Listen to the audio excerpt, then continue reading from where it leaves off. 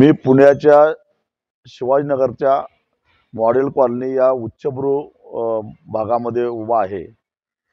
ज्या मंदिरासमोर मी उभा आहे, हे मंदिर 1958 साली लालचंद सेठजींनी बांधलं. एक ट्रस्ट स्थापन केला. एकूण 3 एकराची ही जागा. हे मंदिर बांधलं. शेजारचं हे जैन बोर्डिंग बांधलं आणि महाराष्ट्राच्या कानाकोपऱ्यातील सर्व विद्यार्थी या ठिकाणी राहायचे, शिक्षण घ्यायचे. हजारो विद्यार्थ्यांचं जीवन या बोर्डिंगमध्ये राहिल्यामुळं स्थिरस्थावर झालेलं आहे. आणि हे बोर्डिंग ज्या लालचंद सेठजींनी मोठ्या ध्येयवादानं आणि गोरगरीब विद्यार्थ्यांच्यासाठी हॉस्टेल बांधलं आणि भाविकांच्यासाठी हे मंदिर बांधलं, त्याचा एक ट्रस्ट केला होता, धर्मादाय ट्रस्ट केला होता.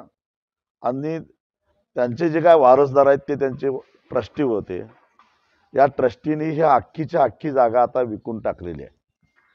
खरं तर धर्मादाय आयुक्तांच्याकडे रजिस्टर असणारा 1958 पासून रजिस्टर असणारा हा ट्रस्ट आहे. आणि मग धर्मादाय आयुक्तांच्या परवानगीशिवाय अशा प्रकारे विश्वस्तांना या जागेची विक्री करता येत नाही. परंतु आश्चर्याची गोष्ट म्हणजे इथलं जैन बोर्डिंग, इथलं मंदिर याचा कसलाही विचार न करता, खरं तर आधीच्या ज्यांनी हा ट्रस्ट स्थापन केला त्यांच्या डोक्यात हे कदाचित आलं नसेल की नंतरचे वारसदार ट्रस्टी इतके नालायक निघतील. हे मंदिर ह्या प्रेमाशीमध्ये कुठं नोंदच नाही आहे.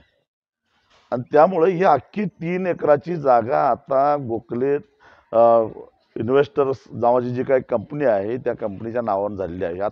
त्यात कुठेही मंदिराचा उल्लेख नाही.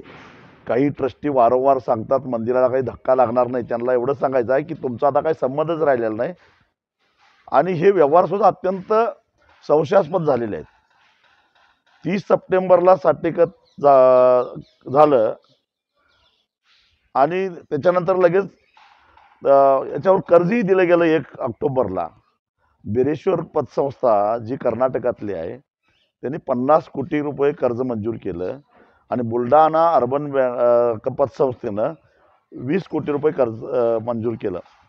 म्हणजे 70 कोटीचं कर्ज ही प्रॉपर्टी जेव्हा HND बोर्डिंगच्या ट्रस्टच्या मालकीची होती त्याच वेळी या गोखलेला मंजूर झालेला आहे. आणि नंतर 8 ऑक्टोबरला त्याच्यामध्ये खरेदीपत्र झालं. म्हणजे खरेदीपत्र व्हायच्या आधीच ही जागा गोखलेला मिळणार आहे असं समजून त्याला कर्ज मंजूर केलं आहे. ज्या धर्मादाय आयुक्तांनी या विक्रीला मंजुरी दिली त्यांनी कायदे नियम सगळे धाब्यावर बसवले आहेत.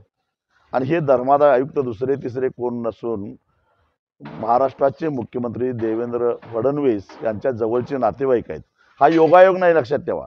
कारण ही जे गोखले ही जी काही कन्स्ट्रक्शन कंपनी आहे ही कंपनीसुद्धा केंद्रीय मंत्री मुरलीधर मोहोळ यांची भागीदारी असणारी ही कंपनी आहे. म्हणजे या विक्री व्यवहाराला मान्यता देणारे धर्मादाय आयुक्त, महाराष्ट्राच्या मुख्यमंत्र्यांचे जवळचे नातेवाईक, खरेदी करणारी जी कंपनी आहे त्या कंपनीमध्ये केंद्रीय मंत्री भागीदार, अशा पद्धतीचा आहे. खरेदी व्यवहार झालेला आहे 230 कोटीला. आणि या कंपनीनं एक पत्रकार परिषद घेतली आणि त्या पत्रकार परिषदेमध्ये जाहीरपणानं सांगितलं की याच्यातून आम्हाला 3000 कोटी रुपयाची कमाई होणार आहे. म्हणजे 3000 कोटी रुपये जिथं कमावले जाणार आहेत ती मालमत्ता केवळ 230 कोटीला विकली गेलेली आहे. शेकडो वर्ष, म्हणजे जवळ 1958 म्हणजे 65 वर्षापासून इथं विद्यार्थी शिकले, खेळले, बागडले आणि इथून पुढे त्यांना इथं काही येता येणार नाही. 10,000 स्क्वेअर फुटाचा एक भाग तोही लीजवर दिला जाणार आहे. त्यात ट्रस्टचा काही संबंध नाही. असं अत्यंत संशयास्पद हे सगळे व्यवहार झाले आहेत. मला अभिनंदन करायचं आहे पुण्यातल्या आमच्या सगळ्या जैन बांधवांचं की ट्रस्टी नालायक निघाले.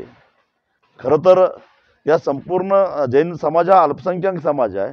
जैन समाजाचं हितरक्षण करण्यासाठी जैन समाजानं च्या वेगवेगळ्या ज्या संस्था आहेत त्या संस्थांवर देखरेख ठेवण्यासाठी म्हणून जी दक्षिण भारत जैन सभा अण्णासाहेब लटनी स्थापन केली, त्या दक्षिण भारत जैन सभेचे पदाधिकारी सुद्धा इकडे फिरकायला तयार नाहीत किंवा लक्ष घालायला तयार नाहीत. आश्चर्य या गोष्टीचं वाटतं की 4-5 महिन्यापूर्वी दक्षिण भारत जैन सभेच्या पदाधिकाऱ्यांची निवडी झाल्या, त्यावेळी नगरसेवकांनी किंवा आमदारांनी हॉटेलमध्ये जाऊन राहावं, त्या पद्धतीनं हे पदाधिकारी हॉटेलमध्ये 10-10, 15-15 दिवस जाऊन राहिले आणि प्रत्यक्ष निवडीच्या वेळी प्रचंड अशा हाणामाऱ्या झाल्या, एकमेकाचे कपडे फाडले. पण एवढी मोठी ही मालमत्ता जैन समाजाच्या मालकीची कुणीतरी गिळंकृत करतंय, राजकीय आश्रयानं गिळंकृत करतंय. त्यावेळी कपडे फाडणारेही इकडे यायला तयार नाहीत आणि कपडे फाडून घेणारेही यायला तयार नाहीत. याचं कारण अशा ज्या काही मालमत्ता महाराष्ट्राच्या कानाकोपऱ्यामध्ये दक्षिण भारत जैन सभेच्या मालकीच्या आहेत, ज्या ज्या या नालायक ट्रस्टीने ह्याची विल्हेवाट लावली, तशाच ह्या सगळ्या मालमत्ता विल्हेवाट लावायला आपला काहीतरी त्याच्यामध्ये हिस्सा असावा, यासाठी हे एकमेकांचे कपडे फाडतायत. परंतु खऱ्या अर्थानं ह्या ज्या मालमत्ता आहेत, ज्या पूर्वीच्या आपल्या पूर्वजांनी मोठ्या कष्टानं वर्गणी गोळा करून उभ्या केलेल्या आहेत, त्याच्या पद्धतीनं अशा प्रकारचं ही सगळी त्याची वाताहत होते, हे अत्यंत चीड आणणारं संतापजनक आहे. परंतु मी सर्वसामान्य लोक, कारण पुणे हे विद्येचं माहेरघर आहे, एवढी मोक्याची जागा कुठंच मिळणार नाही आणि ही जागा राजकीय वरदहस्त घेऊन जर कोणी लुटणार असेल, लूट करणार असेल, तर सहजासहजी गप्प बसून चालणार नाही. मी तरी लढणार आहे. तुम्हाला सगळ्यांना लढायला रस्त्यावर यावं लागेल, एवढंच मी तुम्हाला सगळ्यांना आवाहन करतो.